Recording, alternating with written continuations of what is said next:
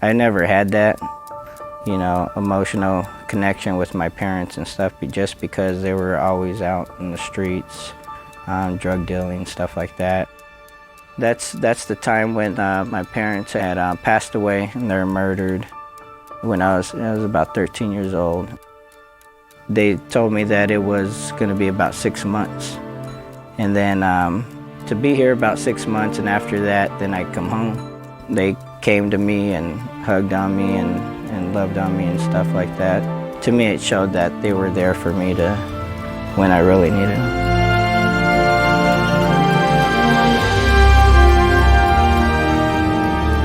Well, kids come to Sunshine Acres for a variety of reasons. For whatever reason, it's an environment that is not providing everything they need. Maybe it's an unsafe environment. Well, some of them are homeless, and the reason they're homeless is because their parents are on drugs, and their parents are just trying to get their next fix, and so the children are very neglected. We also have children that have parents in prison. We have children that have failed adoptions. They adopt these children and say they don't fit in their home. We also take children that have just one parent that is too ill to care for them. And so we've had a lot of children lose their one parent after we've gotten them.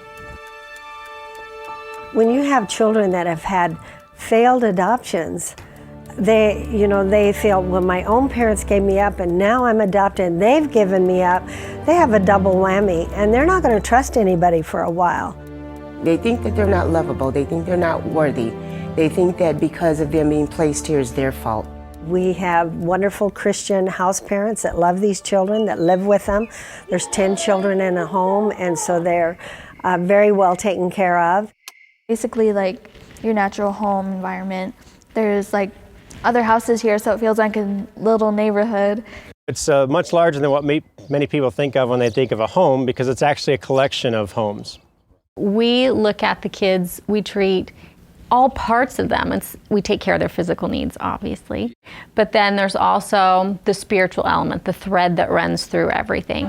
There's the relational element where the kids are here. The house parents specifically, their job is to build relationships with these kids and meaningful relationships.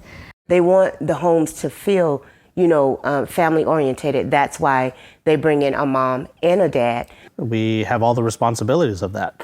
Take them to school when need be, take them to the doctor when need be. From the cook to the secretary, every one of us is thinking of the well-being of the children. It's not just a job, it's a ministry, it's a lifestyle, it's what we do. 1954, my husband was pastor of a little church in Mesa for 17 years, and during this time we've seen a lot of children from broken homes and children whose parents were dead or on alcohol or drugs, and they were putting in a foster home and they didn't fit.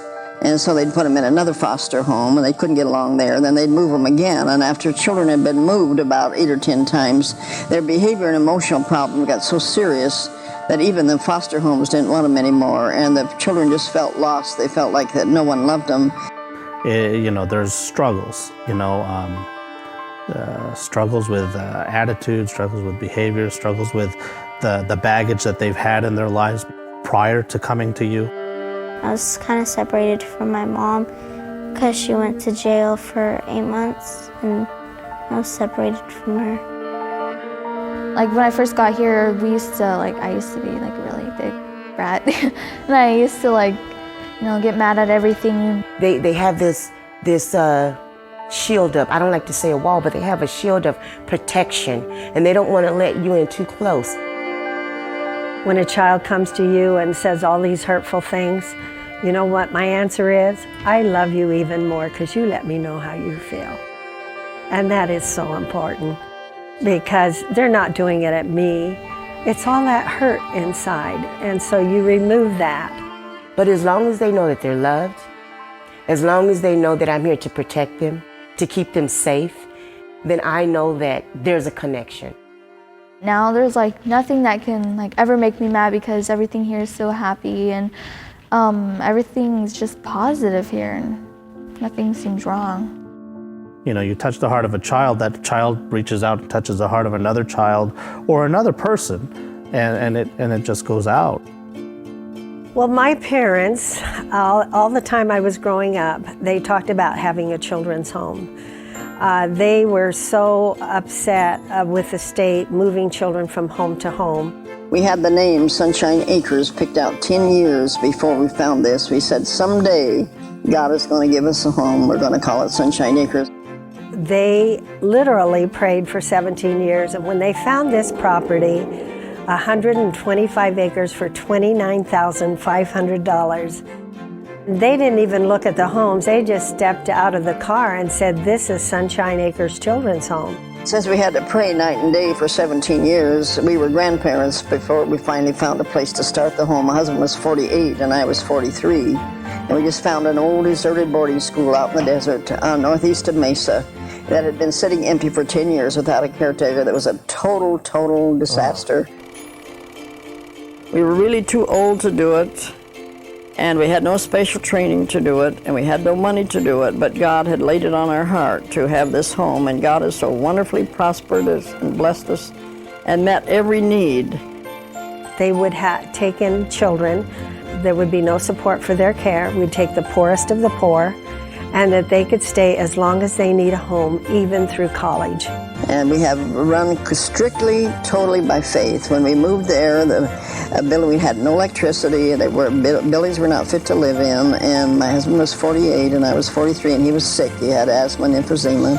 Our little boys were 5, 7, and 9. We had nothing to live on. We had to pay mortgage payments for 11 years, no money, and it seemed like the Lord spoke to us that day and said, "Don't you ever ask for a penny or a board or a brick. If you're desperate, if you're out of money, if you're out of food, you have bills due, do not solicit for funds. You just trust me. You just take care of the children, and I'll take care of you." It's not only the money, it's the smallest need that he takes care of. That's what's so amazing. We have a need. One morning I got a call from the kitchen cook, and I run the kitchen also, and she said, "We don't have any milk. We don't have any orange juice." And it was about 5 o'clock in the morning that she called me and said, "Hey, you know what? No problem. I'll run to the store and go get it." By the time I got dressed, ready to go get it, stopped at the kitchen, a car drove by with 80 gallons of milk in its trunk. Now, you know what? We didn't tell anybody. We barely even asked God for it, but he had that need already filled when we didn't have it. So the miracles, from the smallest needs to the largest needs, are continually filled here at Sunshine Acres. My parents felt these children need a family. They need somebody that cares for them beyond the age of 18. Most children's homes are meant to be temporary. You're just putting them there while you're waiting to place them. Right. Ours is completely of the opposite of this. And I think her stories and her writings and her love were her biggest legacy with these children, the connection that she had. What a blow to Randy. It hurts so much to be punished for something that he hadn't done. Deep down inside. Well, Aunt Vera, first and foremost, was a giver. Her heart was to meet need. And wherever she saw need, she would give away anything she had if it would help someone else. She worked her entire life and never took a salary. I love you so much. You know what I pray for every day? That every one of you kids will go to heaven. Do you know, I have most people tell me that the minute they walk on this property, they feel peace. And I do too. And to have that peace, you know that there is a Heavenly Father that is watching over us. We are interdenominational, but we center everything around Jesus. We are a Christian home, and we pray with the kids. We have seen that no child is so damaged that God can't redeem. No matter what kind of terrible home that you've come from, you can have a better life. Growing up around so many different people and getting to know all the other boys in my dorm and the other kids in the other dorms, and just getting that close connection with them was what really helped me break out of my quiet little shell. And now it's helped me become more involved in school and make a lot more friends and be easy to talk to other people. The staff, the amazing staff here, they're working on teaching, all the pillars of good character. And everything that the kids are learning in the horsemanship program ties right into that. So there's a consistent message. You are important. Your life counts. You are loved. You are safe. And your life matters. God has a purpose for your life. You know, it's not an accident that you're here. There's a reason you're here. Every one of them is beautiful. Every one of these kids has something to give. They have something to offer. And the problem is that nobody's recognized that in their lives up to this point. So when they come in here, I'm going to try and show them what it is about themselves that they can be proud of. But what happens is if you stay long enough, if you work with them long enough, all of a sudden you see the light go on. Something clicks. Because we have a support system and counseling and our horses and the way we live is a healing process. I am a firefighter paramedic and have been for 20 years. And I've actually worked out here at the training division as a recruit training officer and firefighter mentor. My wife and I have 6 children that we've adopted. We're foster parents. Watching Aunt Vera and Jim Dingman, the love they had, the kindness they showed. I mean, they were parents. When you did wrong, you knew you did wrong, and they let you know it. When you did good, you knew you did good. And it was easy because they didn't expect anything but you just to be you. And that's what I tell the foster kids. When you've come to our house, you're part of our family now. That's what Sunshine Acres did for me. I really get people that tell the good feeling that they have from when they take a tour. They say they really feel like we are on holy ground. And they love the feeling and the atmosphere because you know why? From the very beginning, Grandma was about love. And it was about love. And I almost cry when I think about it because she told me this. Love will change a child's heart.